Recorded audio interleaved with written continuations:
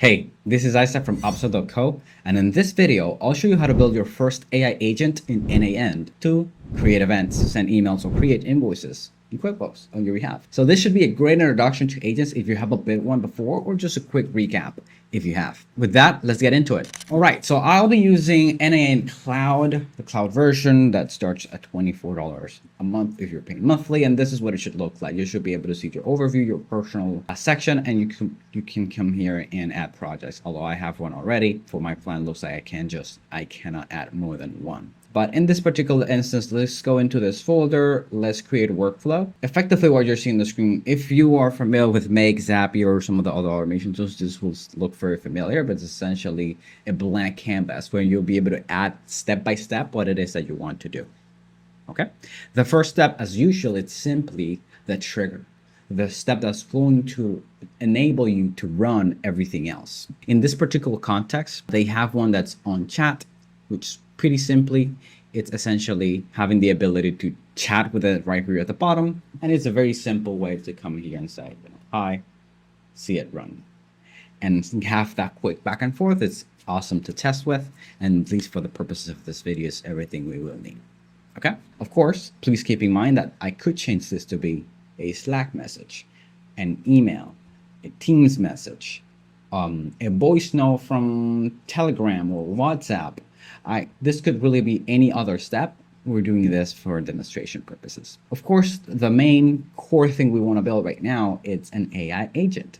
Once you click the second step, you'll notice that we have now a different list of options. First of which, the sub options are AI agent. You have a couple of other options if you wanted to directly use just the OpenAI model, or you have like very specific use case where you're trying to extract information or do sentiment analysis and assess if a text is kind of like a positive or a negative comment. But fundamentally, the AI agent can do many of those things, but it's a little bit more flexible in what it can do, which is can be both a good thing and a bad thing depending on your context. So let's click on it. You'll see that something comes up all of a sudden, a little section where we see input in one side, one input in another side. This is typically how NAN works. And in this case, I'm just gonna say connected to chat trigger node. What that actually means is I wanna run something through the AI agent, and specifically I want that to be the input from the previous chat that came in.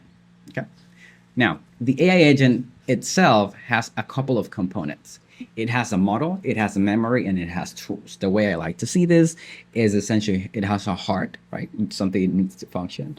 It has a brain, and it also has hands to do things and to do stuff. In this particular context, the model is something like OpenAI, Google Gemini, DeepSeek, etc. For the purposes of this video, I do have a OpenAI account already connected. If you wanted to connect one, you'll simply have to create a new credential, find the API keys in your account, and they do provide some documentation to make that easier for you, and even an AI to kind of like ask questions if you get stuck.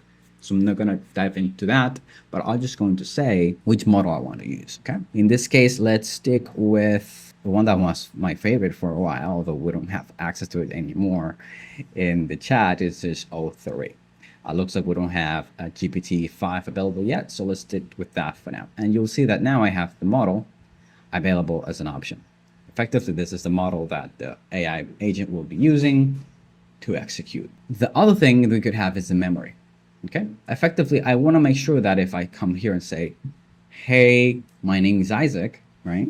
And then I say, what is my name? In this particular context, it has a heart, but it doesn't have a brain. It will be like, I don't know what you're talking about, right? So you want to make sure it remembers the last few, at least, or potentially the last several or dozens of interactions you have with it. So in this particular context, I'm going to be adding, just for this purposes for demonstration, this is the best one for beginners. It requires no additional credentials or any additional setup. It's just as simple as clicking that, adding a context window, which means how many past interactions do you want to give it as context. Do keep in mind that this could be, you want to be probably 5, 10, maybe 20. Of course, so if you put it like 1,000, then it's going to have a lot of context and that might impact the results. So let's just do 10 for now. And again, let's just test saying here, my name is Isaac. It should now, as you see, run this in the memory. And then if I ask, what's my name, it should be able to have that answer available because now we have that context to pull from. Perfect. Now, let's talk about tools. This is probably the most useful one because this is where you're going to be able to determine, what do I want this AI agent? Most accounting firms think they're moving towards automation, but when you look under the hood, what we find is messy spreadsheets, silo tools, and half-baked workflows that are still slowing them down. So that's why we built our AI and automation readiness quiz, which just in 10 quick questions, you'll be able to see where your firm is strong and where you're falling behind. Here's why it matters. Understanding where you stand is the first step our clients take towards a smoother, more scalable practice. That's exactly how Donna Bordeaux cut a full-time bookkeeping role and went from 90 hours a month down to 1 day a month of her time while scaling her firm from 45 to 60 clients without adding new staff. And that's how Gareth, who partnered in a Canadian tax firm, went from dreading every January to looking forward to tax season and actually earning 47% more per hour on their tax return work without price increase. So feel free to check the link in the description, take that quiz now, and see exactly where you stand. All right, now back to the video. Do I want to schedule appointments? So I have to give it the ability to create an event in my calendar. Do I want it to send an email? So I have to give it access to my Gmail or Outlook account. Do I want it to create invoices or contacts or records or suppliers or vendors in QuickBooks? I have to give it that ability. And it's relatively easy and straightforward with, the typical workflow that you would do to create an automation. I'll click here, and you'll see that I can here search for some of those applications that in this particular context are under other tool. Let's start with something simple like Google Calendar. Okay. So if I look for Google Calendar, I already have my account connected, but it's worth noting here that I am effectively have to restrict what do I want it to do. In this case, let's just say I just want you to get events. And in this case, events from my calendar up to 50, and it looks like it is from now up until next week. So look the next week forward. This you can change if you wanted to adjust, the date range that you're typically going to want to look at. And you could even say, hey, I want this to be automatically defined by the model. Actually, let's try that. Okay. So let's go back. And now we should have, let me execute this step just as a way to test, make sure we are good. Okay, so let's refresh the chat and say here, what do I have in my calendar today? This is a simple example. It should reason and say, oh, I should, let's see if it does it properly. I have the ability to get events. So it should, as you see, do that and then come back to me with an answer on what it found. So here we go. We have essentially a client work block, a meeting with Robert, a lunch break. Actually, none of this is actually true. This is one of the reasons why sometimes there's additional context you have to provide it with. We didn't really give it the option to say, to tell it what today's date is. And that's something that you could come here and actually add as a system message. I can say, hey, you're a helpful assistant. Today is, on the brackets, I'll say now. So by giving it that additional context, it should be able to come to us with a better answer. Okay. Let's save it first. You should now know what date is today. So because I'm using O3, this is kind of still thinking and reasoning to give me an answer. I realized I maybe should have picked a different model. But if I go here to get many events, you'll notice that it actually picked the right before and after, right? It picked from the 21st of August, which is today, to the 22nd. And you see that it pulled some of the things I have. For example, I have a slot to record a video in my calendar. Right, and then I have, let's see, a lunch break after that, and then I have, another particular meeting this afternoon. So it's be able to tell me that. And actually, now we can go back here and say, okay, early morning we have LinkedIn and community engagement. You're capturing and scripting ideas. Earlier in the morning, you have a coaching call. Then you have a lunch break, and this is exactly everything I have on my calendar today. So it really nailed it. And this is where you can come in and say, okay, now I want to give you more tools because you've proven to be somewhat reliable, a little slow. So let me change you to a mini model. Let's do 4.0 mini. But now I can give you a little bit more room to play with. Let me give you a email tool as an example. In this case, I don't have it connected, but it's really easy to connect just by clicking on signing with Google, picking the email address that you want to use, giving it the appropriate scope, and that's pretty much it. going back, and now I should be able to have this available. And in this case, let's just say I just want to email myself. I don't want to give the option to like email anyone, at least at this point.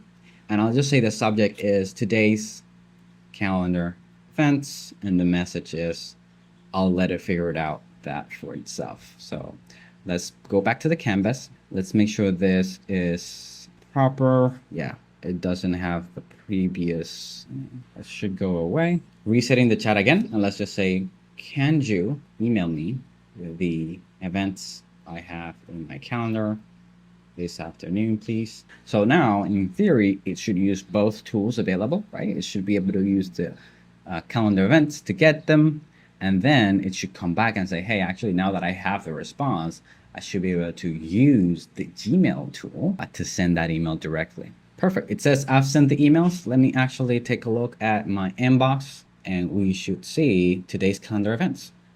Let's see if it, I suspected that maybe the format wasn't going to be the best, but this is one of those things that, again, the less guardrails you put, the more it might just not do the job exactly as you laid out. So that's something that could potentially be solved with the prompt itself. I could have tell it, hey, make sure it's a bulleted list and it has some separation, a little bit more pretty, but at least we can see that it did its job. So let's try something a little different, maybe with a tool that accountants will be a little bit more familiar with, which is something like QuickBooks Online. Within QuickBooks Online, I already have my account connected, but similar to how we've done some of these processes, you can create a new credential, and it will walk you through how do you go about getting these credentials. In this particular case, you have to go into a developer, create an account to get those, and you'll be able to select if you want like both in sandbox, if you're still testing like I am right now, or both in production, so you can actually have this running on your various clients' accounts and creating and doing useful work for you. As I mentioned, I already have this connected, so I'll go back.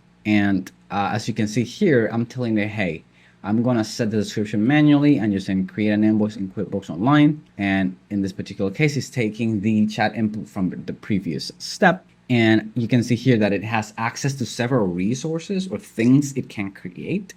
In this case, because I want an invoice, I will directly select that. And in this particular case, what do I want it to do regarding the invoice? In this case, creating. For the sake of this example, let's assume that this is an automation that I'll set up for a specific client that has maybe an email inbox for AP that you get that then you have to create it for, or it might look different for different firms, but the idea is that you're getting something, you want the AI to format it in the proper way to then push it as an invoice to QuickBooks directly. You can see that there's a couple of things here that I hard-coded, quote unquote, like sales item and item name, but the quantity, the description, and the amount are things that I'm letting it figure it out by itself. And for the sake of this particular example, I'm allowing it to create up to 2 different items or 2 different line items for the invoice. If I come here and say, can you create, if we try to get a little bit more fancy, an invoice for 3 whiteboards of $100 and a pack of pens of $10. If that's what I give it, then it should, take that information and start running the AI agent, which will see the results in a few seconds. Okay, your invoice has been created successfully. Let's actually see if it was able to come up with specifically what we wanted, okay? So you can see that here, it actually did come up with whiteboard as the description for 3 of 100.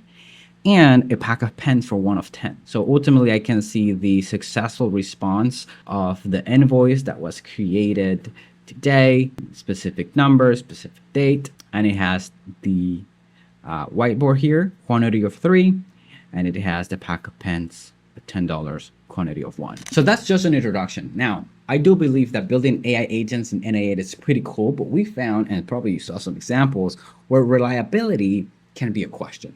And that's why sometimes we prefer to put some guardrails and build AI workflows, which are effectively automations with AI step. And that's exactly what I did in this video, where I walked through an AI bookkeeping workflow using Mate.com. And this is actually an automation that one of our clients actually used. So check out that video next. And until then, stay efficient.